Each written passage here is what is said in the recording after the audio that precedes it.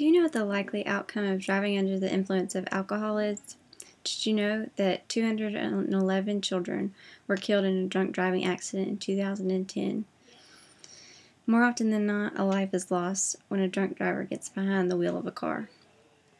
Maybe your loved one died in an alcohol-related accident. Maybe you've been lucky enough not to experience that in your lifetime. But today I'd like to talk to you about drunk driving prevention, designated drivers, and startling statistics about involving drunk drivers. The first thing you can do to prevent this growing concern in our nation is to not let your friends drink and drive. As a friend, your duty is to protect those you love, to get a safe way home by not allowing them to drive or endanger anyone else's life. Things you can do whenever you're faced in this situation is call a cab for your friend. There are cabs at available in any city you go to, and also you can drive the car instead of your friend driving the car. You can get them home safely if you haven't been drinking at any point during the night. Another thing you can be aware of is recognizing the signs of a person who is drunk and what that might look like. A possible sign of being intoxicated is slurring your words. Your friend might not be able to make a complete sentence without making sense. And this is a good sign that maybe they've had a little bit too much to drink. And there's a chance that a person might not show any signs of being intoxicated. And this can a lot of times go overlooked because normally the signs are so prevalent. And so a good way to prevent someone who has been drinking from driving is just to monitor their intake of alcohol and be aware of how much they've consumed that night. And if towards the end of the night they are wanting to drive home or drive others home, you'll be able to stop them before a problem can arise.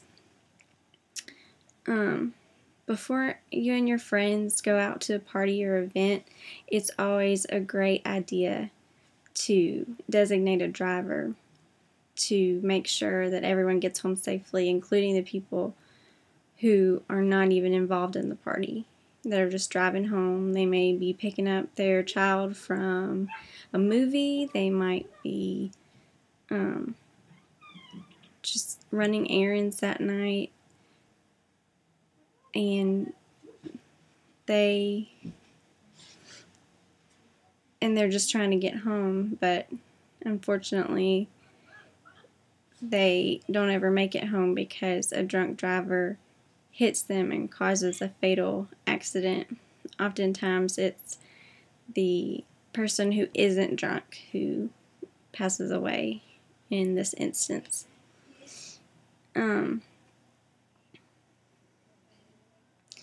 And designating a driver is the most important thing you can do when you're going out in a group.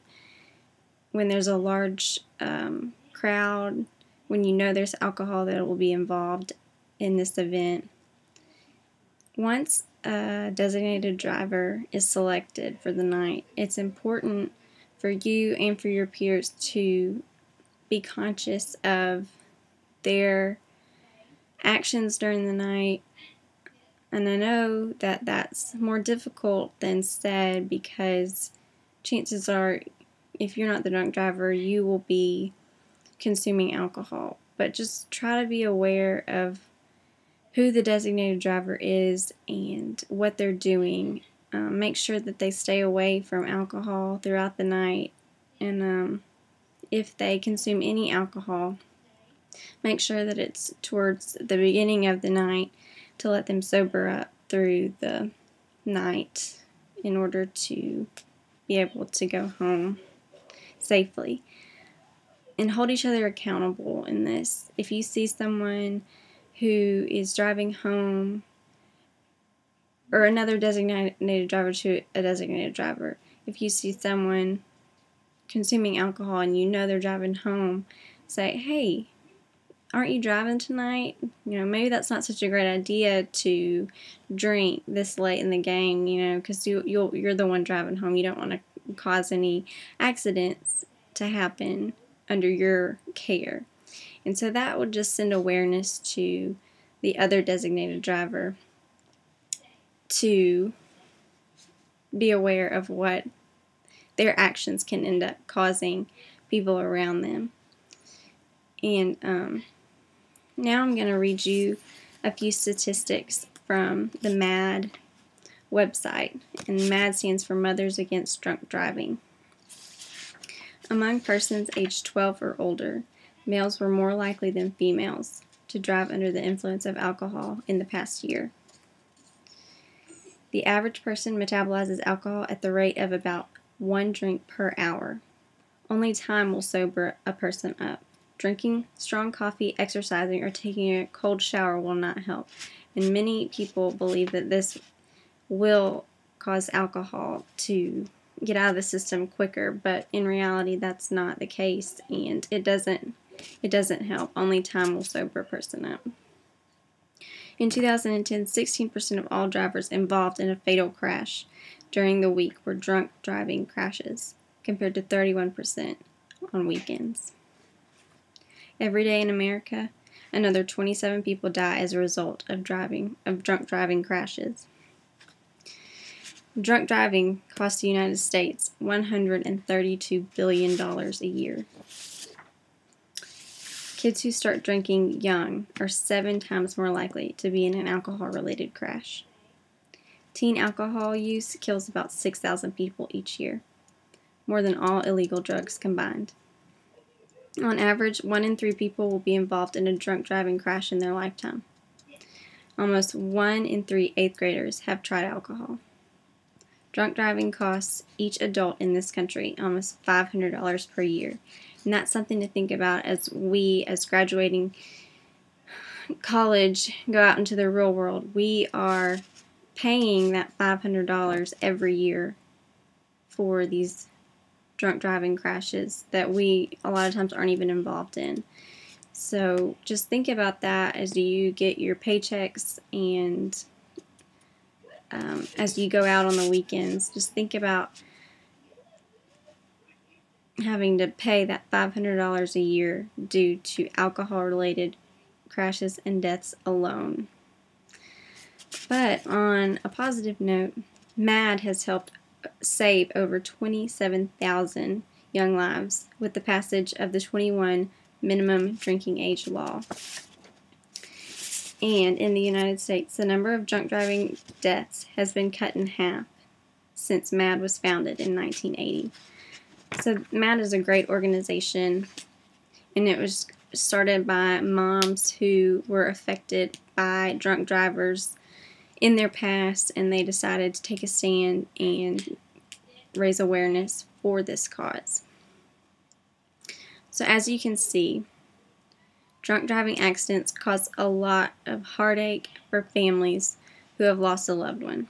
Being responsible and designating a driver is the most important thing you can do, and it will save a lot of lives in the long run. And I've told you about some ways to tell if a person is intoxicated and things you can do to prevent more lives from being lost. So please take that into consideration as you have a good time this weekend, or you see a person on the road who looks like they are under the influence. What if the next person killed in a drunk driving accident is one of your loved ones? How would you feel about that? And think about the pain and the suffering that it would cause you if you and your family were a victim of that. Next time you go out with your friends, please be aware of those who are drinking and always designate a driver so that everyone makes it home safely. If you see someone on the road who is driving under the influence, do not try to stop the car yourself. Always call the cops, call 911, give them a description of the car, where you're located, and they'll send someone. And then everyone will be safe. You'll get a drunk driver off the road, and you will not be harmed in any way. Thank you for listening, and I hope this makes a difference.